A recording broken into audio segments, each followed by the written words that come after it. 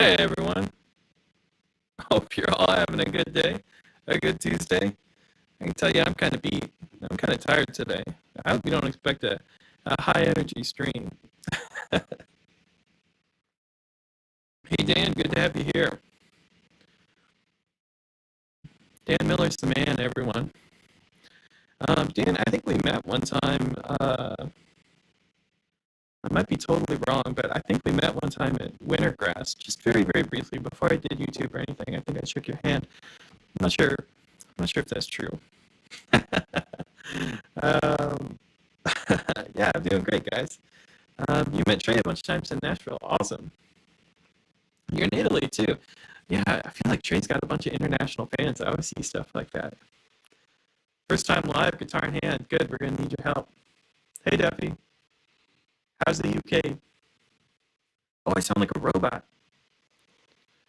Oh no. Let's see if we can fix it. Oh, there we go. Sorry for the robot sound, everyone. You know, technical difficulties. I already said it's a lazy day. This is the high quality stream you expect. You come in and my audio is terrible.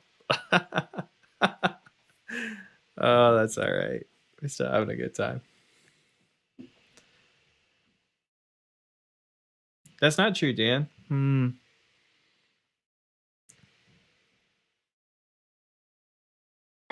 That makes sense. You know, I met a handful of people. I'll tell you the story, Dan. Um, I remember being at Wintergrass, and I met a handful of people that had worked for Flat Picking Guitar Magazine, and I sort of wandered into a jam room. You know, you shake some hands, you play a couple songs, etc. Right? And I, you know, fuzzy in my mind, I thought maybe you would have been there or something. But yeah, it was like a little crew of those folks. Anyway, yeah, hello to you all. Glad that you're all here. Hello to Italy again, if you didn't hear me through my staticky mic. I sing better with the static. Oh man, is that what this turned into? This is like a roast Marcel stream where you guys tell me how bad my singing is? I consider myself a very medium singer. Thank you very much. Anyway, yeah, folks, kind of a lazy day. Oh, different Dan Miller. See, I don't even know who I'm talking to.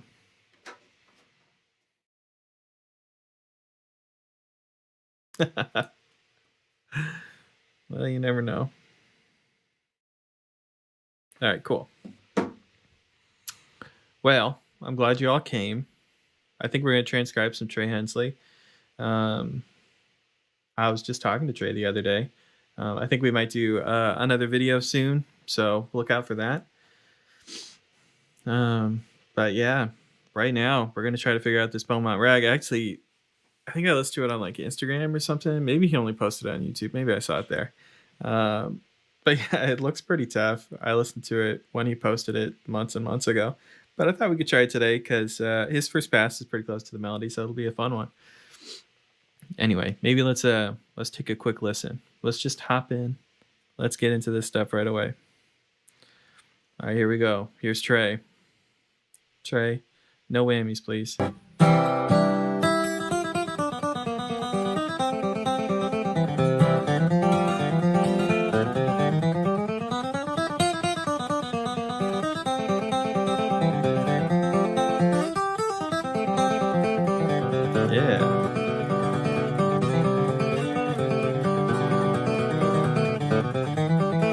Cool stuff. Some syncopation, some different chord tones.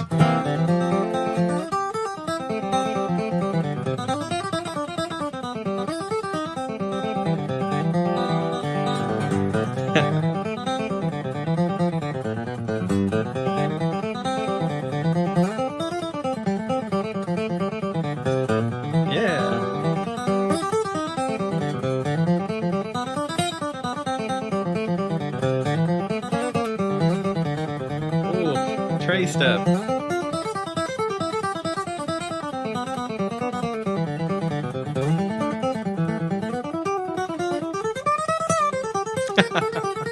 No, what are you doing to me, Trey? It was gonna be an easy day.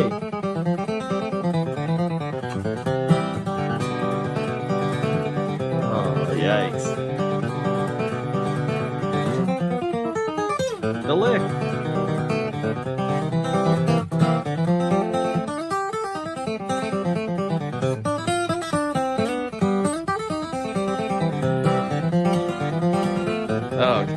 Okay, there's no way we're gonna get through all of that. We'll see how far we get. I bet we'll get through a lot of it. But whoa, Trey's playing a lot. There was some cool syncopation stuff that was in there though. That'll be fun to talk about. He's also not playing with the capo either. Shame on you, Trey. What if there was a mandolin player nearby? What if you offended them? Okay, let's go to the transcribe thing.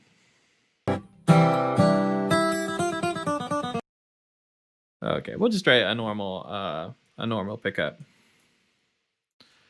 like that. This will actually be our first A part here. And it sounds like this interpretation of the melody is pretty straight. It sounded like this to me. Something like that. This actually isn't how I normally... Latest Winfield champ. No, Trey Hensley is the man, Scott. If you haven't already seen my my interview, I actually think I've done 2. Maybe it's 3. I think I've done 2 interviews with Trey Hensley on the YouTube channel. So go check out those videos. They're awesome. Trey is such a great player. He is definitely top of the pile. So good. I don't know. I don't want to sound too much like a fanboy, but I love Trey's playing. He was up for Guitar Player of the Year, but he didn't get it this year. Trey's gonna get it next year. I gotta have my bets pay off, you know. Okay, let's talk about this real quick. This isn't how I normally play this melody. This melody actually gets reinterpreted a lot. But if you're playing along at home, this is what I think of as kind of the true melody right there. So Trey's playing a slightly simpler, this is the straight melody. And I normally hear that melody as this. It's not a right or wrong situation. Just pointing out a cool variation that might interest you. There's a bunch of different ways to play a melody like this, and Trey just picked that one in the very beginning, I guess. All right, but I think he continues playing 8th notes here. Let's keep listening. All right, cool.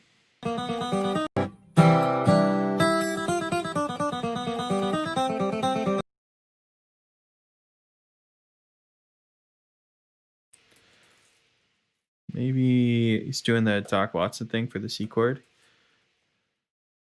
I think I heard that before I paused it. So we end up with 5 measures in this first line because I really like to put 4 measures per line, but we also have a kickoff phrase here. So if that's confusing to you, that's what's going on. I think I saw someone ask about that last time. Right, these are the chords we're playing over to. Maybe I'll remember to put those in, maybe I won't. You guys know I like to finish some of these lines up so that way they look pretty.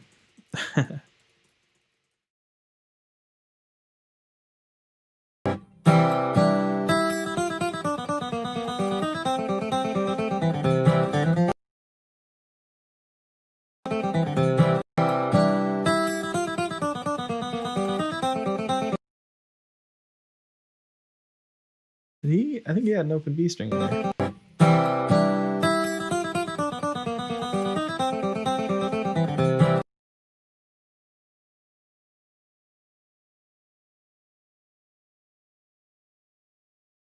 Some descending line going down like that. I don't think that's correct though. I think we've already hit our first slowdown moment.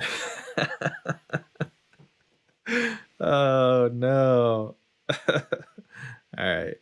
So for the sake of you that don't know about this, you hit the settings wheel down here. You have a playback speed option, and you can pick whichever playback speed you want. So I'm going to go to half speed right here.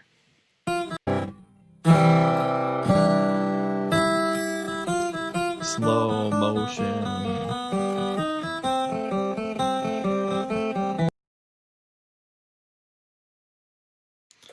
Right.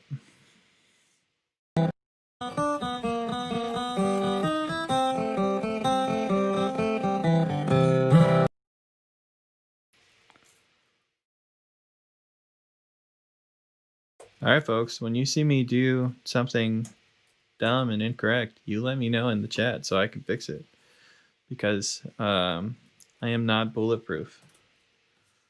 I certainly get things wrong from time to time. I mean, I wish I was. I wish I was perfect. Wouldn't that be nice?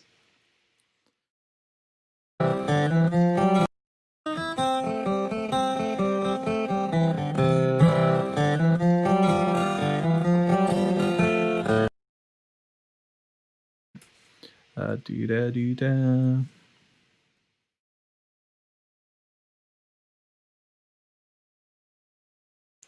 This is cool because normally this doesn't happen like this. It seems like he's repeating this phrase before he gets to beat one of the next measure. So normally we see this, and then we see this exact same measure again.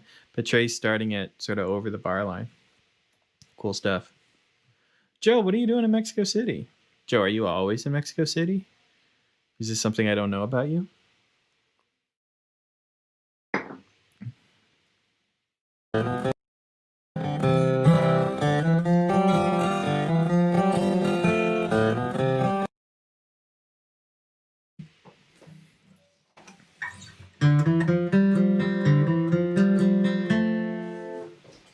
You live here. I mean, you don't live here, but you live in Mexico City? That's awesome, dude. My family is from Nayarit.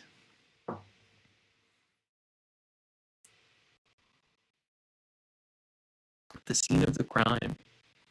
Yeah. You know, I've never been to Mexico City because normally when my family visited Mexico, we were visiting family. So we did other things. But that's cool, man. One day I will go hang out there.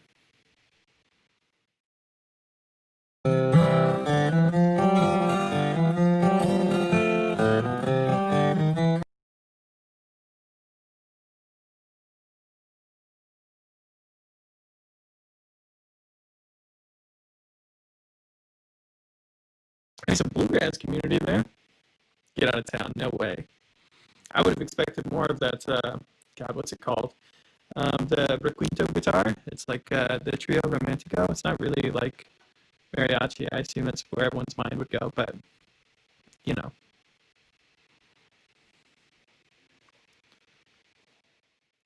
Static is back. It's a bad day with the static. I think I got it back. There we go.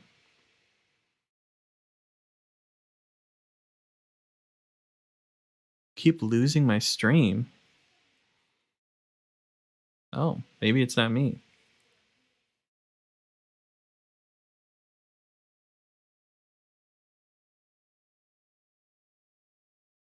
Well, we'll see how it goes. That might be a YouTube thing. We'll have to see what happens.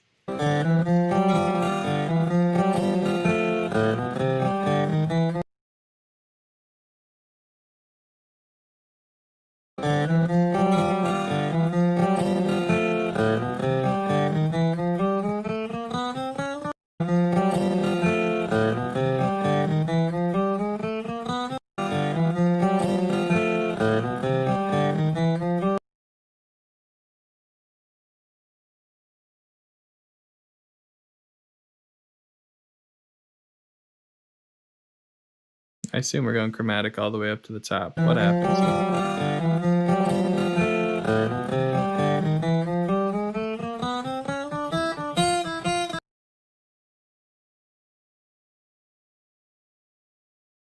Is that how you got through that?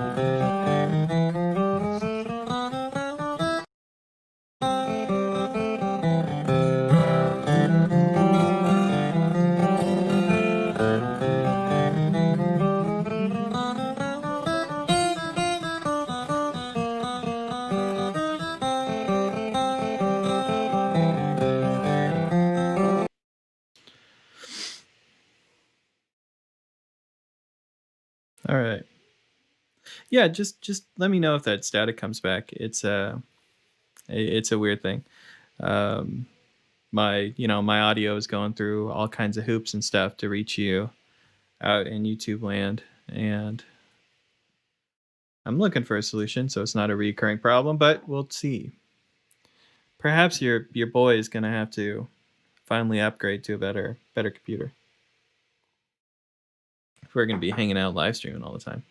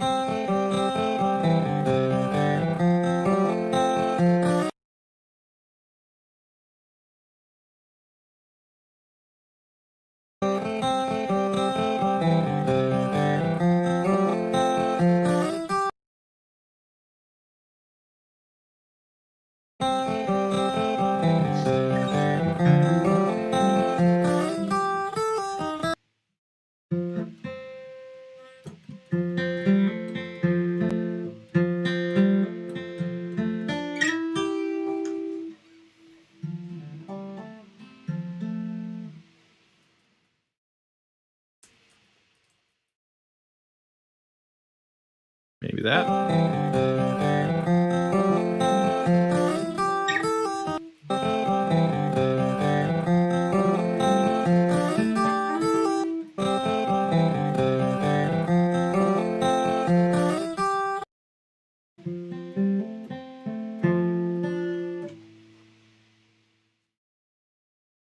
Maybe that's what it is.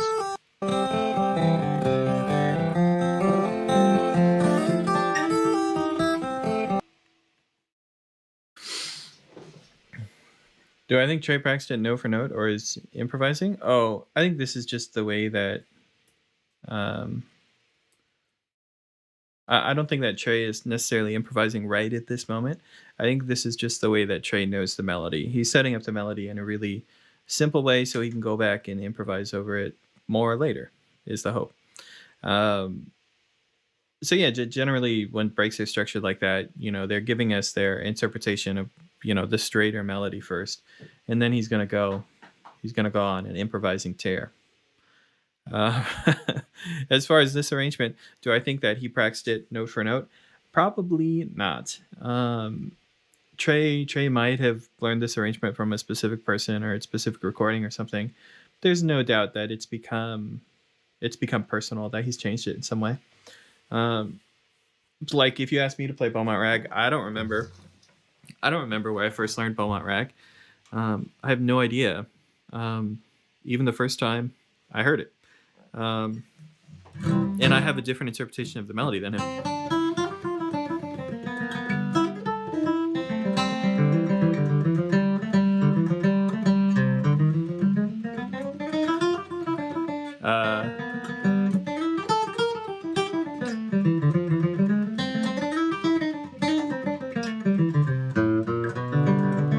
So on and so forth. But we have slightly different opinions for sure about how some of that melody works. It's just how we learned it. Now, if you were going to learn Beaumont Rag and you were going to do something with it, if I were you, I would try to learn the simplest version of the melody I could find. So probably not this version. Whatever the simplest version and wherever it's from, figure out something real basic and then collect a couple of these more advanced arrangements. If that means listening to a recording and writing down yourself, or looking for a couple books or buying some arrangements online, doing whatever you do, find some of these more advanced ones and look for things that you like. Look for things that you can include. But you want to build something unique and your own. You don't just want to play the Brian Sutton arrangement or something. No matter how tempting that may be.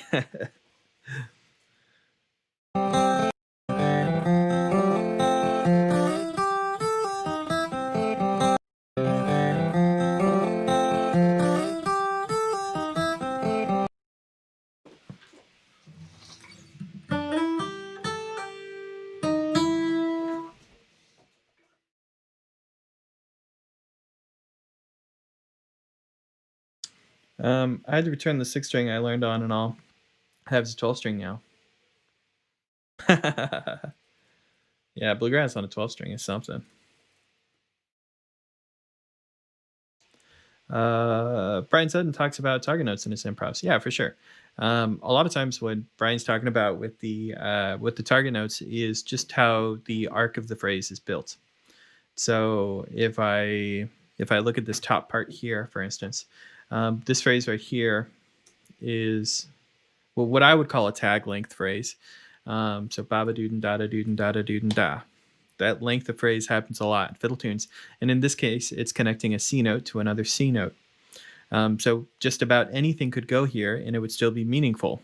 Doesn't mean you can play literally anything, but if you wanted to improvise something else here, you could.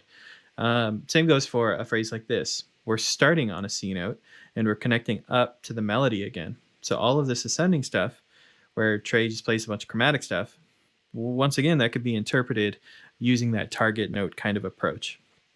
Basically, you're looking at the phrase and the intent of the phrase, you're looking at your in point and your out point, and you're making new solutions.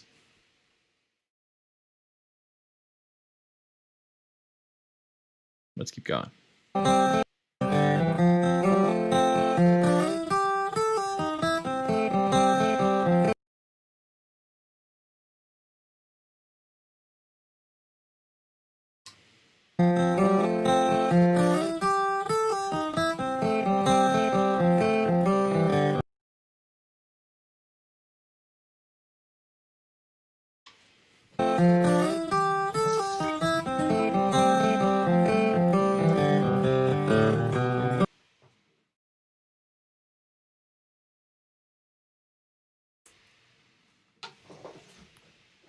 That length of phrase that I was just talking about too, it happens right here again. And you you can actually see a little bit into how Trey's brain works. This is the same kind of phrase. It should be the same length, connecting a C note to a C note. But Trey actually hits that C note early. It's not a big deal. It's not a big deal at all. But because of that, he's got to make this work out a little bit so he can land on C where he has to. But it's the exact same form and target note approach. Maybe it's a good example of Trey thinking that way, because it doesn't work out perfectly, right? It's improvisation. So if things are, a little wonky, that's sometimes to be expected. Bluegrass on a 12 string sounds great to you. I guess maybe I just haven't heard that much bluegrass on a 12 string. Maybe I need to be exposed to it.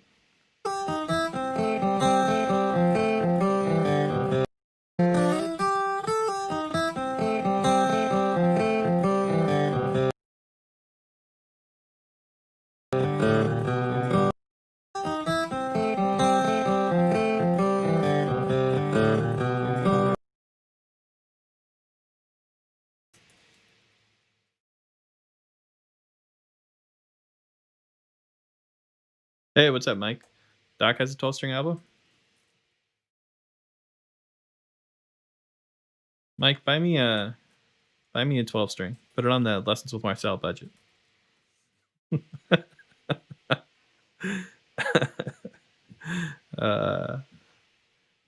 Mike, we've had some glorious static today.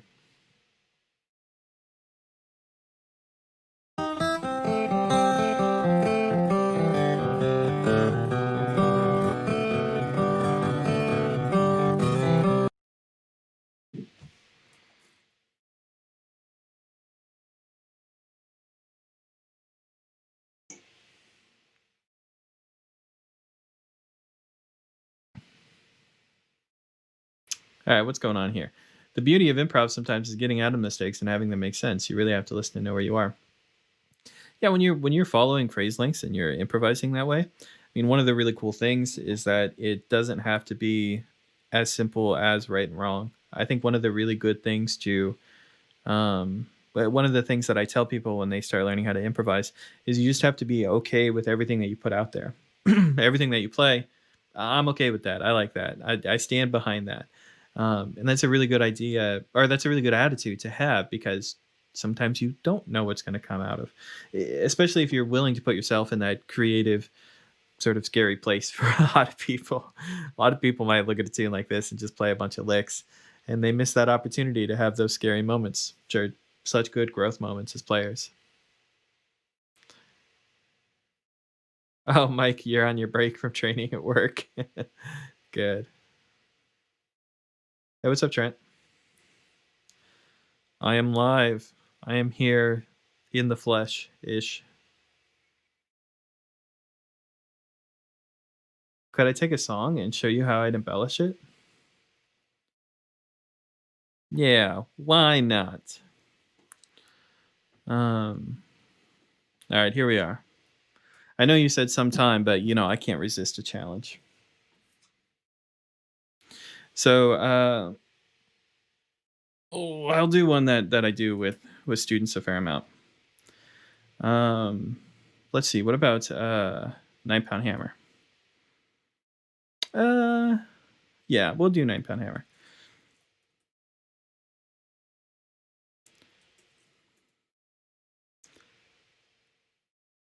Yeah, this is Guitar Pro 7. So if you like what you're seeing here with the transcription, that's how I'm doing it. So I'm going to try to write just a really simple melody for 9-pound hammer. Let's see, what am I doing? Yeah, and the time's not going to be perfect or anything. I'm just sketching on paper.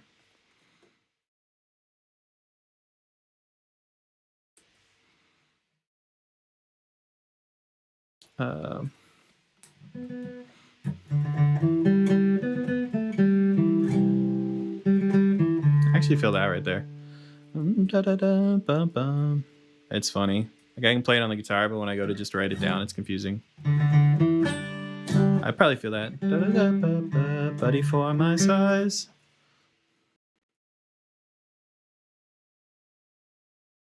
One, two, three, four. 1, 2. Roll on. All right. So just so everyone understands the form, here's where the break actually starts. So this is a pickup, like a little kickoff measure here. And then from here on out, we're going to have 4 measures in each line. I'm going to turn off the sheet music too. Sorry if anyone's using the sheet music. I just want to fit this all on the page. Oh, buddy. Yeah, I feel like that's how I sing it.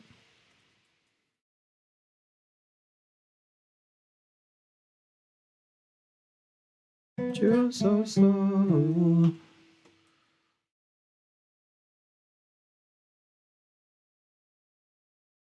How can I roll?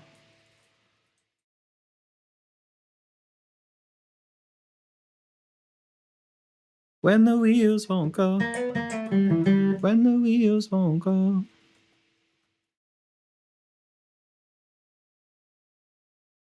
The funniest thing about this to me is that I've done this with students before, and I always wonder, am I writing the same break?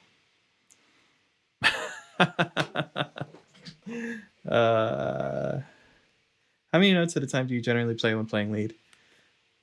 Oh, a lot of single string stuff. Every once in a while, there's double stops. Maybe we can get some in here. All right, so here we have like our super basic melody. We're playing over... well, I guess I should put the chords in there. I'll put the chords in there for you guys. So we're going to need a G chord. We're going to need a C chord. And we're going to need a D chord. Well, this 9-pound hammer is a little too heavy for my size. There's my D chord. Oh, whoops. I don't want that. Buddy for my size. Roll on, buddy. Don't you roll so slow. How can I roll when the wheels won't go? Cool. So here's our simple setup for 9-pound hammer. Super simple melody and how you might embellish it. I don't know, maybe we can have some user interaction here. If I have a bunch of repeated notes, like for instance, this measure is just G notes. Does anyone know any tricks that I could use to get more out of that? Like I want to fill this measure, but the melody stays on G. So what should I do? Does anyone have any ideas? Because you're in this circumstance all the time where, you know, the melody is relatively simple. It has to be sung by the human voice. So it's got these long stretches of the same note. Whereas if I have to put it on the guitar, I'm going to have to add more content to it. I'm going to have to do more things. There's lots of different ways someone might embellish this. But if anyone has any ideas, I'm all ready to hear them.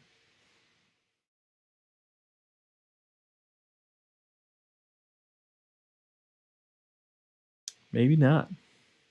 Slide up. Yes. That's what I'm looking for, man. That is a great piece of advice. So let's use that. I could use this drone. So we're getting more action out of the melody with that drone.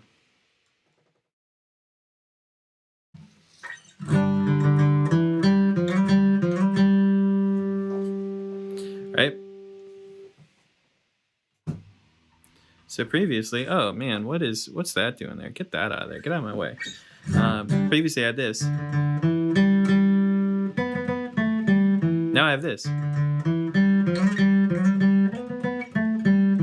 Right?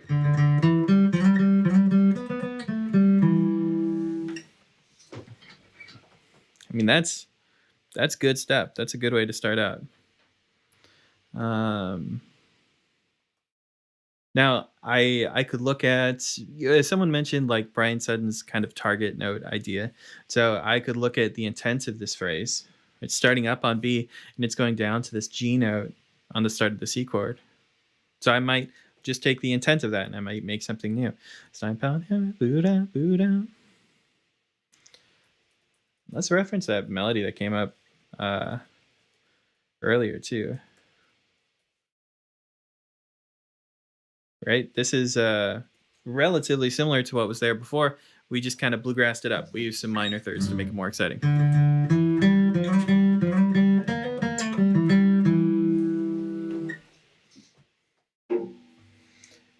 In this case, once again, looking at the shape of the line, it's coming down. Maybe I could use some classic bluegrass language over the C chord to fill this in. Da boo da boo, ba da da da da. This is something that I think Tony does in the Blue Ridge Cabin Home break.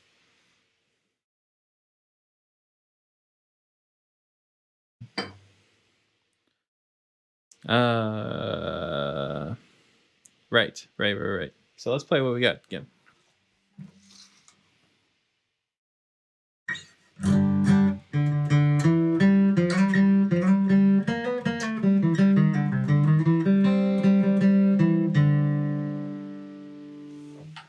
Right, we're starting to fill in that melody quite a bit.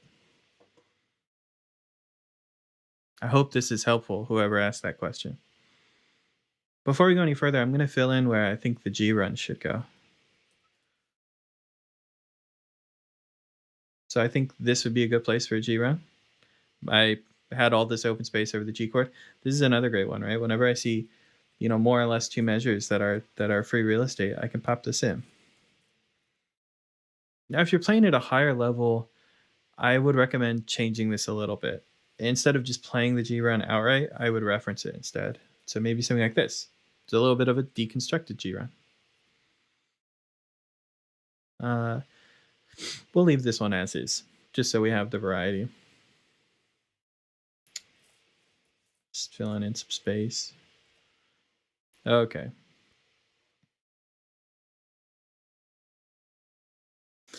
Yeah, I feel like it would be fun to just fill this time with more cool stuff. I wonder if we can get in just a big Tony Rice lick right here.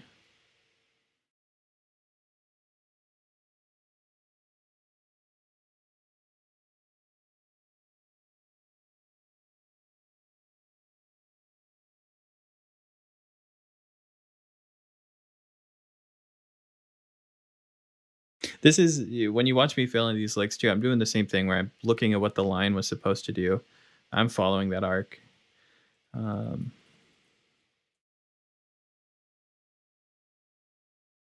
I don't know if this will play, but it'll be fun whether it does or not.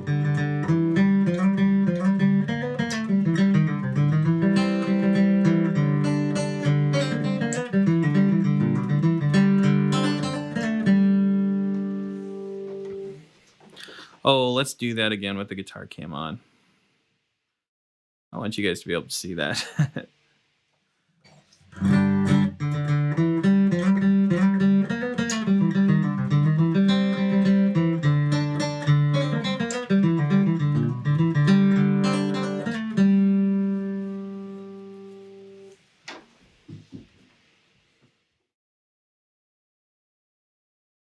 I like it. I think this worked out nicely. We'll go back and fix that beaming or something. Sometimes I like to reference earlier parts of the break too, so not just for expedience here, but also just because it's good to hear something again. These are more or less the same measures, so it's fun when we reference that. The audience feels like they've heard it before. If you don't want to do that, you don't have to. You just take the same thought process and go through these phrases. Da,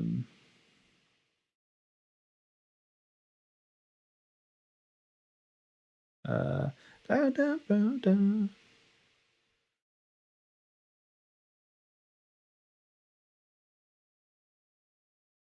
Maybe like this. Maybe we'll do two. Da, da, ba, da, da.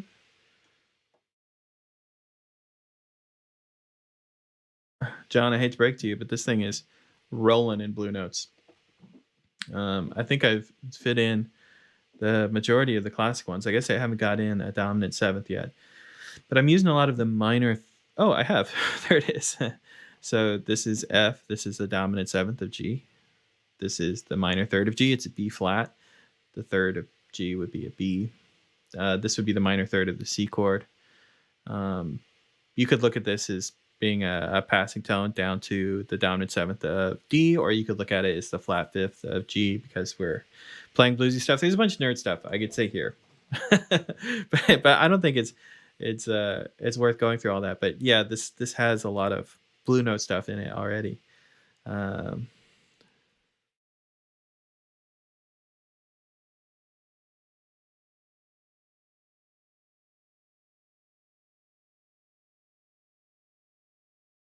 All right. I want to do that one Tony Rice thing.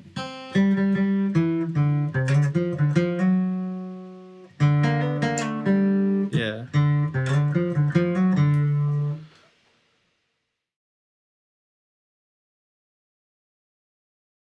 I guess I'll do it like that.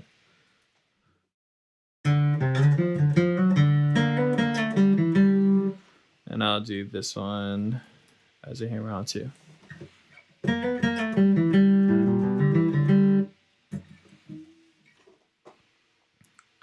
All right, so we'll call this our full 9-pound hammer break.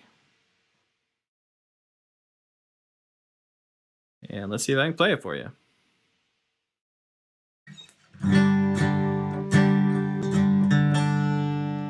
It helps if you're in tune.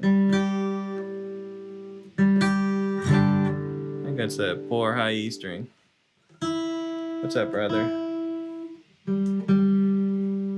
There we go.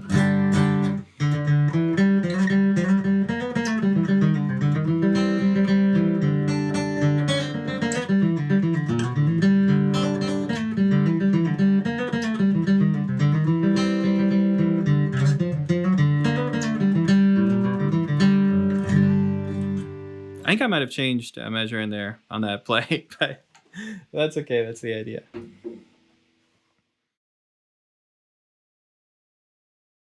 So let's see if we can isolate this down to a little bit of a process, because I know I just kind of slammed through that. I'm looking for moments with repeated notes, because there's lots of kind of tricks that you can use. For instance, if the repeated note is the root note, it sounds really good to do this drone thing, just like the beginning of Salt Creek. If the repeated note for like the third means you can play with the minor third and the major third, and that feels really good. I did that over here too. There are passages that you can kind of eat and you can turn into licks. You can be a little more destructive. Look out for those. I want to know where my G runs are going to go. I need to know what my pickup phrases look like. All of those things fit together to make a really structured break. Anyway, I hope that all helps. I know it's not a structured lesson or anything. I just kind of slammed through that to answer a question, but I hope it's useful in any case. Do I take this approach when I want to come up with a lead on every song? Yeah, I do it unique in the moment for every song. The hope is that every lead I play is new and reflects the current moment.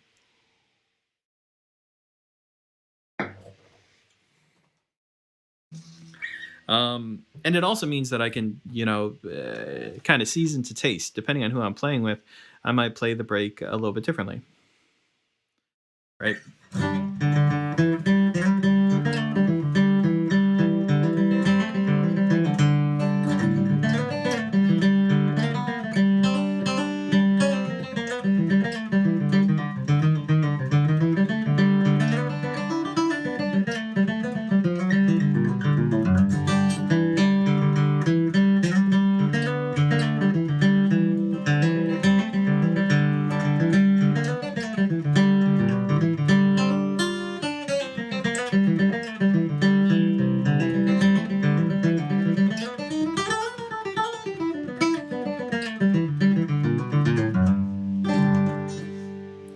I could cycle through those interpretations over and over again, finding new ways to interpret that melody. And it's not about everything that I played being, the greatest in the world or something. It's just knowing that I can continue to have interpretations and give you new setups for this melody.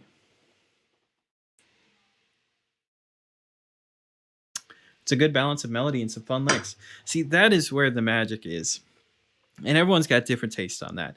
For instance, this one that I made, for some people might be light on the licks. For other people, it might have too many licks in it already. Same with the interpretations that I just played here. Maybe some people would say, I can't hear the melody at all. Maybe some people would say, I want to hear less of the melody. I want to hear more of your ideas. It's based on the situation that you get to decide how you want to dial that in, which is cool, right? If you just learned one break and it was the break you always played for 9-Pound Hammer, you wouldn't have any of that, any of that ability to dial in the settings, right? I wonder what we're going to do with this 9-Pound Hammer break now. So we got to put it on the website. Marcel's 9-Pound Hammer. We'll see. The question is, how do I get there from here? It's a good question, John. One of the first steps you might think about is, can you find simple melodies on your instrument? Because we need something to decorate first. So looking at the guitar and thinking, I'm going to find some simple melodies in the key of G. Can I find Mary Had a Little Lamb? Can I find My Bonnie Lies Over the Ocean? Can I find Happy Birthday? Can I find these simple melodies on my instrument? Because when you can find them, you can start decorating them, which is a whole lot of work on its own. But it's not a quick process, and there aren't shortcuts. I mean, if there were shortcuts, I'd give them to you, man. But it takes time. I've been playing bluegrass for not quite 10 years, but almost 10 years now. And man, there are people that just eat me alive on this style of playing. I'm always so impressed with how people can work with melodies so cleanly and so well. And it's it's tough. I wish I could tell you it's easy, but I can't. All right. What were we doing? Oh yeah, we're transcribing Trey Hensley. Okay. What's up, Trey?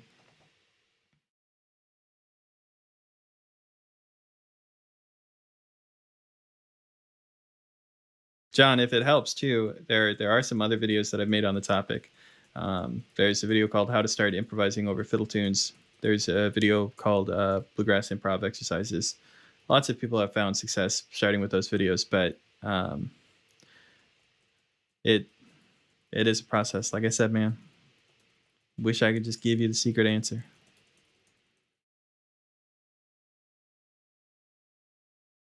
And one of the most embarrassing lessons of my life is me going to a fiddle teacher to take a lesson.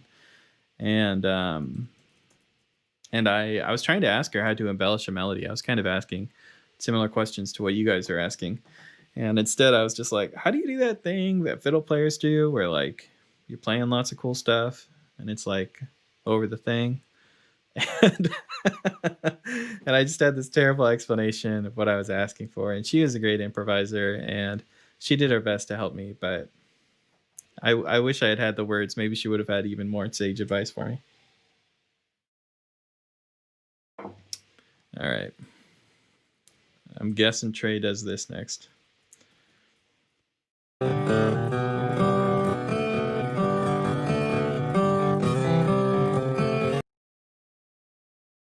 It's like a real quick scoop up into that note.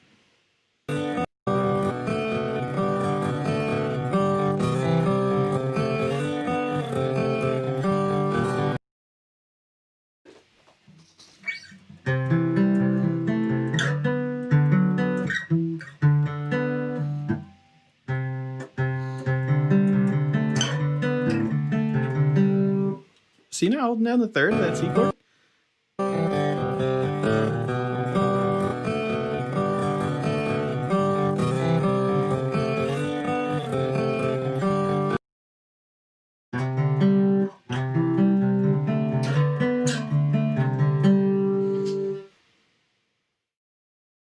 Man. Cool move.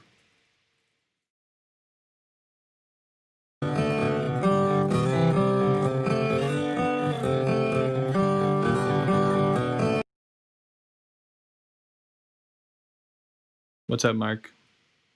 You have arrived. I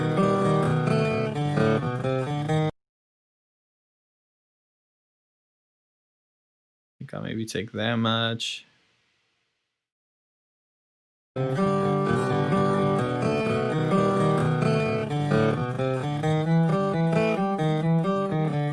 All right, what's that?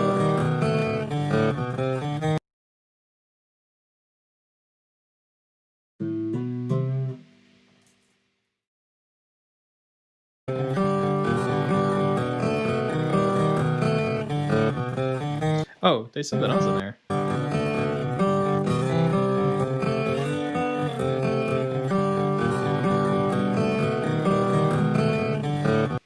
Hey, what is it?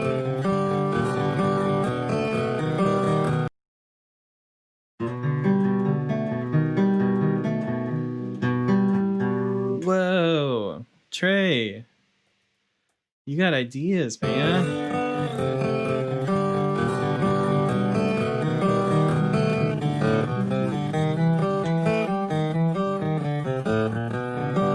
That is cool.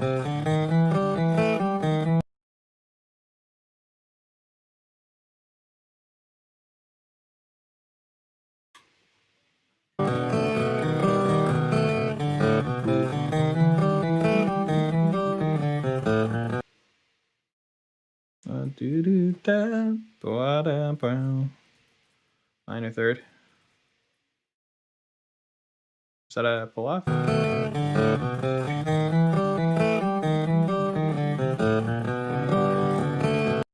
It wasn't.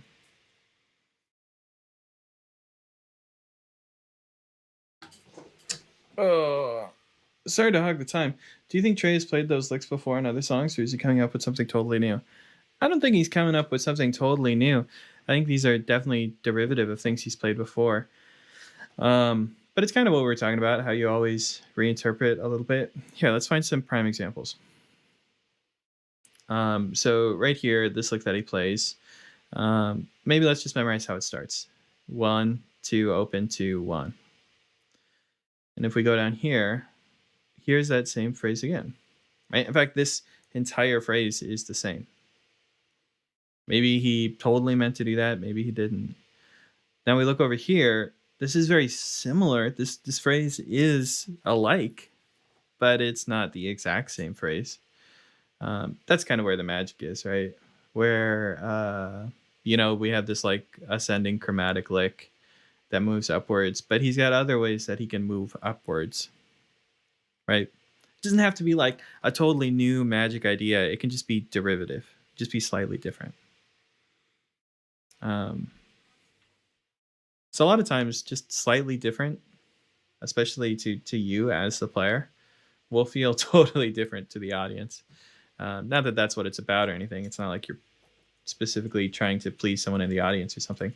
But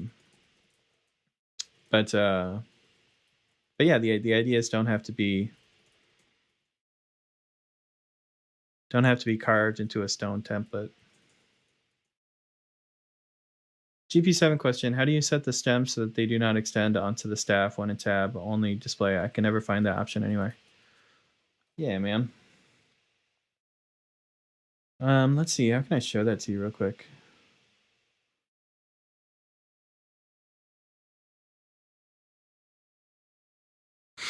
All right. I can for sure show you that. Let me just think about how I will do that.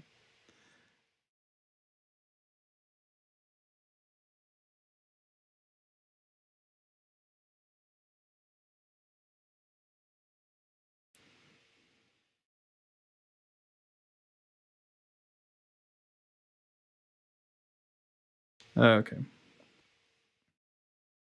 So I'm just gonna make a gonna make a new scene real quick so I can show you that. Sorry, everyone. I know I'm not the fastest with the streaming technology. Let's see.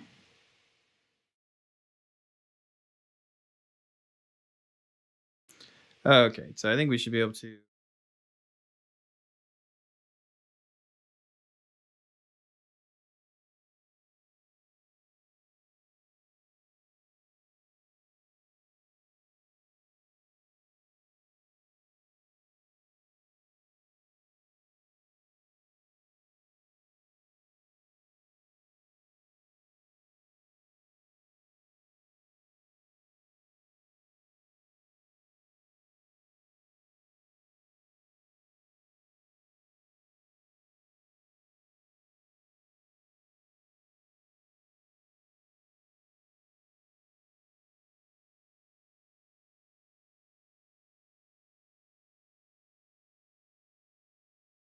Hope that helps, man.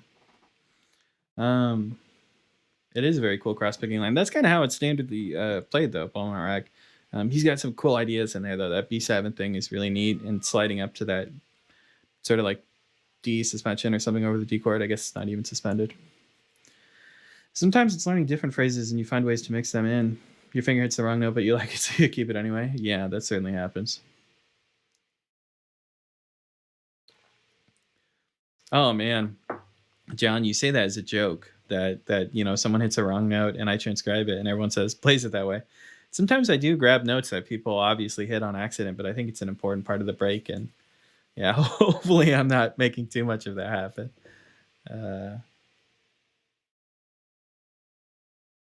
All right. Oh, glad that worked for you, man.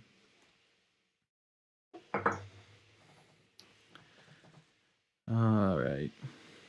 Okay, what's going on here?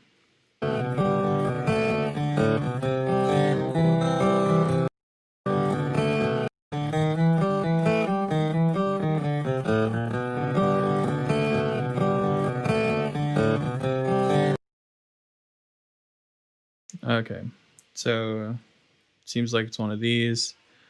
No slide in, and none of that B7 nonsense. But he's got that same pickup taking us into that C note.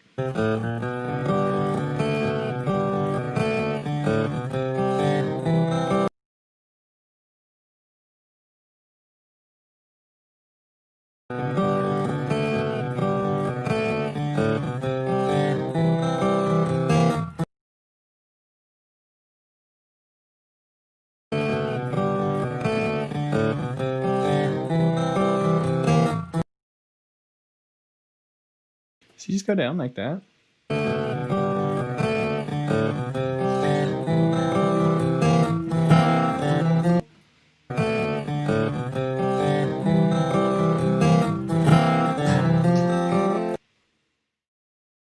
Yeah, that's what it sounds like. Boo down, boo down.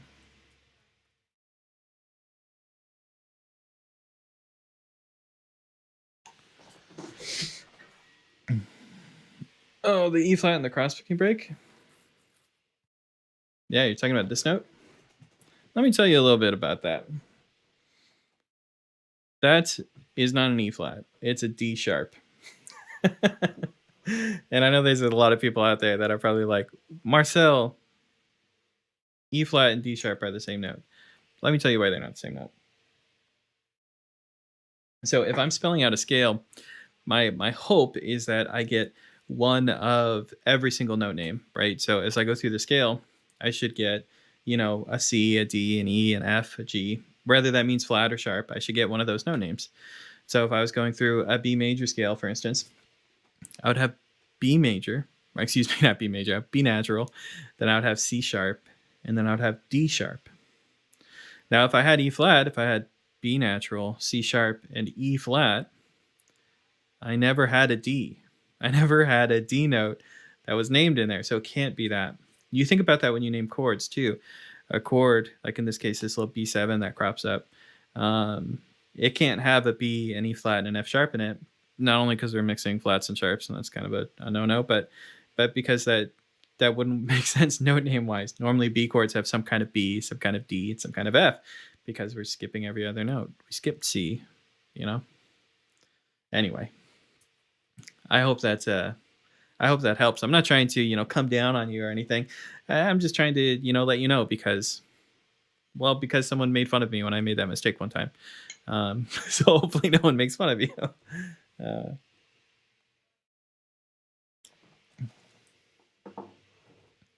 You're learning more from what I'm saying in between than from the transcribing. That's good, man. Keep asking questions. The hope is that people will enjoy this transcription when it's up on the website for forever. You guys just get to hang out with me while I do it, and I'm happy to answer questions. Don't feel like you're derailing me, I guess.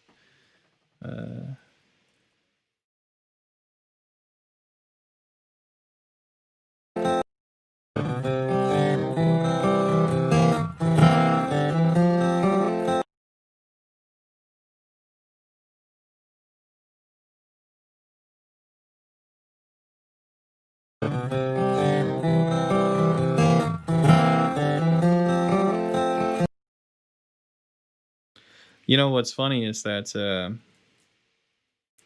I'm going on this music theory tear about what notes are which, and this entire time we've been transcribing a song in the key of C with a G key signature. So let's fix that before anyone roasts us. I think the waitlist was a lie to tempt me into watching your live transcriptions. You figured me out, man. You figured me out. This is the free hangout lesson. All right.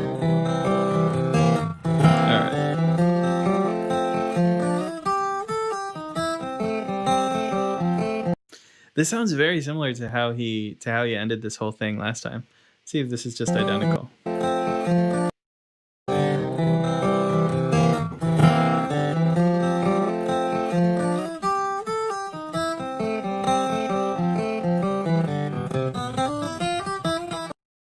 Yeah, it totally is. We can just grab this. Yoink. We'll just drop it right there.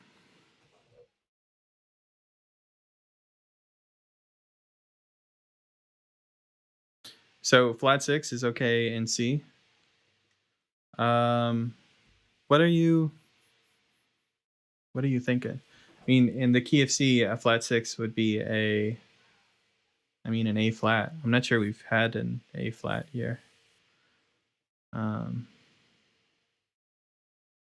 Maybe we did, and I just don't see it. Remember that the blue notes do relate to the chords themselves. It's not just about the parent key. So we are thinking in relation to the chords. I'm going through trying to clean up some of this sheet music too. Oh, you're still thinking about the E flat. We're in the key of C. So C is our root note. Yeah, flat 3, exactly. Well done, man. Yeah, the flat 3 is a really, really common blue note. It's really common to kind of rock back and forth between it. So here's an example for G, right? He's playing over a G chord. So thinking in a G-centric universe, the third of G would be B. So he's playing B flat and B, minor third, major third. A lot of times I call it the dirty third. So we got a dirty third right there. Here he is doing it over, going into a C chord, right? He's thinking minor third of C, major third of C, moving into that C chord. Does the same thing here. Yeah, over here, definitely playing over a C chord. We get that minor third moving to the major third. I know it's a lot. Moving quickly.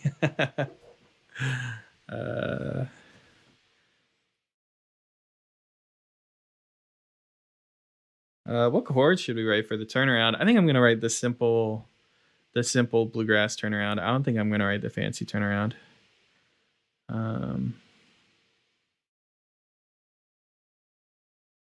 That's a whole conversation for another time.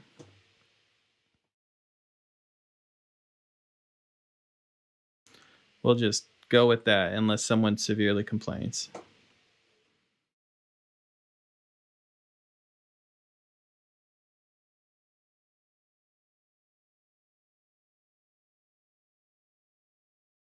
Okay, so I understand basic music theory and the circle of fifths and relative minors, but I still suck. So can you fix that, please? Yeah, man.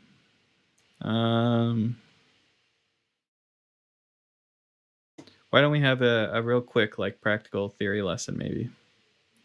So we'll wrap up with our Trey Hensley tab for now. Let me just save it real quick so that way, if anything crashes, we don't lose it forever. That's generally a good move. Trey Hensley, Beaumont Rag. That's right. I'm a brave boy. I I didn't save once that entire time. Okay.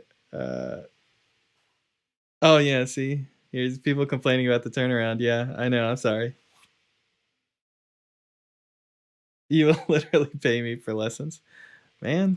I would love to have you on board. You're on the waiting list, but there isn't a spot right now. I love you, Ryan. I wish I could be with you, but it's not meant to be yet. uh, yeah, I can probably tell you. Let me pull it up. This stream is now just about me and Ryan, really.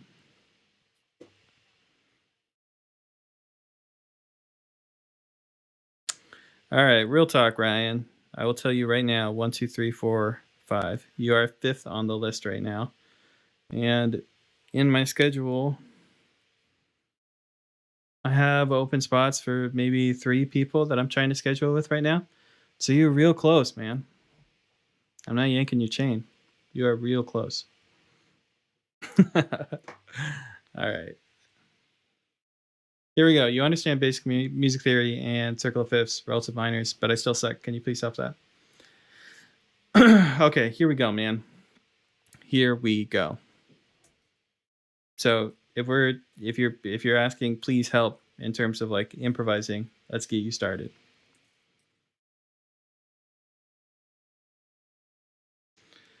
By the way, I didn't write the other turnaround just because I didn't want to make all those chords. I already had the C chord, the F chord, and the G chord. So let's chalk up the chord changes to laziness. Sorry to fans of the diminished chord. I did not put them in. Okay, so if you're familiar with some basic music theory, and you want to practice improvising, let me give you some ideas, my man.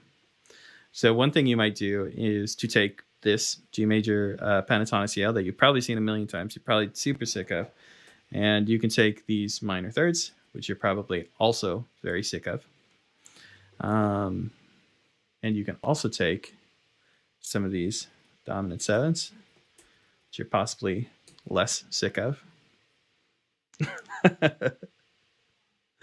And you want to make sure that you can use these effectively to improvise a line. Is a really just key thing that I look for in early students. So if, for instance, if you're using the minor thirds over here, you might think about how the minor third in a major context generally wants to be paired with a buddy. So it's not common that we see something like this in a major context. In a major context, we tend to see more of this. That's not a super hard rule or anything. We're talking in generalities. So these are much more common. This is kind of huge too. The effective use of the minor third is a really big deal in students. The same thing functions up here. And then the other way like this. Not my best examples.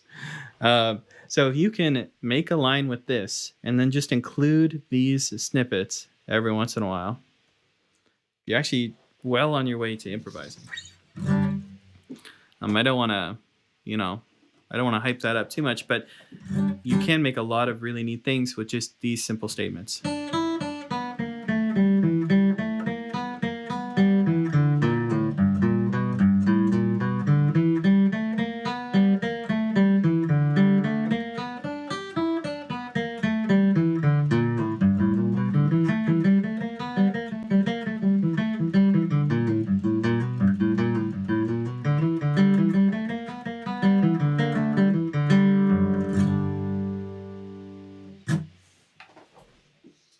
So if you can't already make phrases like that,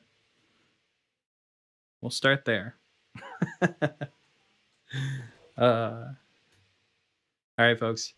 I would love to continue my improvising ramblings, but unfortunately I can't because I just looked over at the clock and it is 1:56 and your boy has got to go teach. So thanks everyone for hanging out. I think I'm going to put that 9-pound hammer tab on the website. So I'll see. I think I'm going to make that happen though. We'll definitely put this Trey Hensley Beaumont Rag up there. We didn't get to the crazy breaks, but we got the first 30 seconds or so done. So I'm happy with that. I hope everyone got something out of this live stream. I know you all have questions to ask and I'm happy to answer them all. I hope I got to enough of them today. We always do these live streams at around noon 30 Eastern time. Show your cat. He's in the other room, man. We got the doorstop keeping him out. We always do these on Tuesdays around noon, normally 12:30, maybe 1. It just depends on how long it takes me to get set up and get going. So out to you guys for those. Love it if you stick around. On Wednesdays, we tend to do stream highlights, so I'm hoping to have some stream highlights out tomorrow. My editor chops those up, and we got another big video on the horizon. I don't want to spoil anything, but it's a big one. So I hope you guys all enjoy that. If I don't see you again, Merry Christmas and all of that good stuff. Y'all have a great Tuesday. Have fun at work. I'll see y'all later.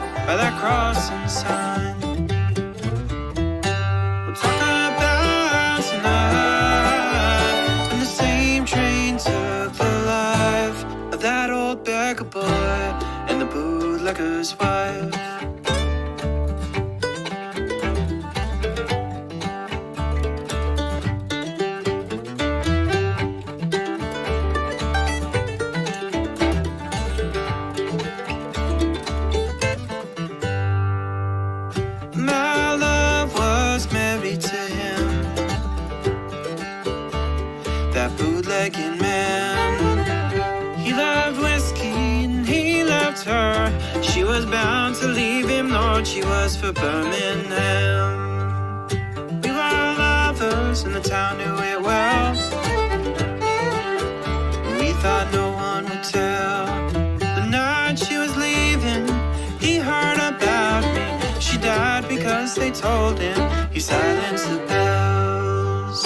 Now lay me down by that crossing sign.